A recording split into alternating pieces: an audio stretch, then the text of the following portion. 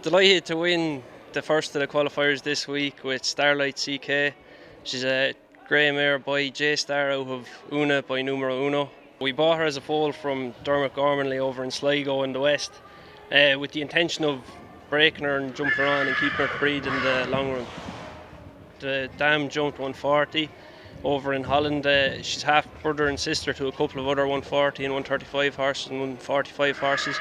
She goes back to the dam line of Capital One, so she's bred in the purple.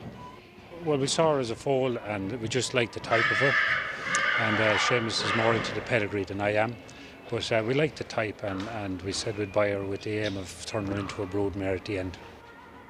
So we breed out with 3 or 4 brood mares at home. We keep them all until they're 3 years of age. We assess them then. We usually do the qualifiers every year and do the mare assessments with them. Then we keep on 1 or 2 to break and jump ourselves as far as we can, and if they're mares we'll keep them on to breed, and if not we'll sell them as jumping horses.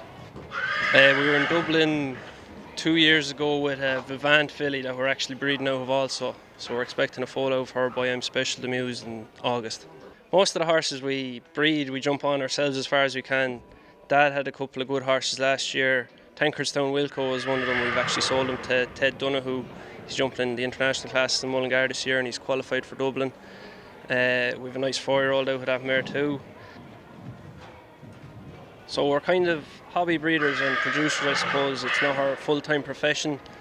Dad was a teacher and he worked way ahead for the summer holidays, and myself, I'm lucky that my employer PM Group offers flexi time and they're very supportive of my competing and stuff, so that's kind of that.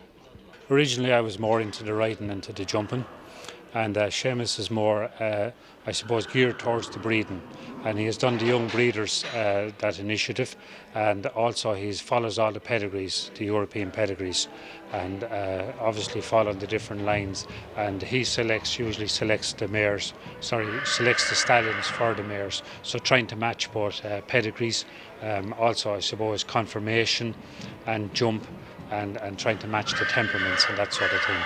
So it's a team effort, and then we have at home then my wife and obviously Seamus's mother.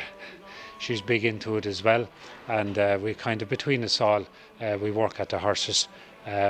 So we produce them, breed them, produce them, and ride them and sell them, and that's the kind of, I suppose, the whole thing really.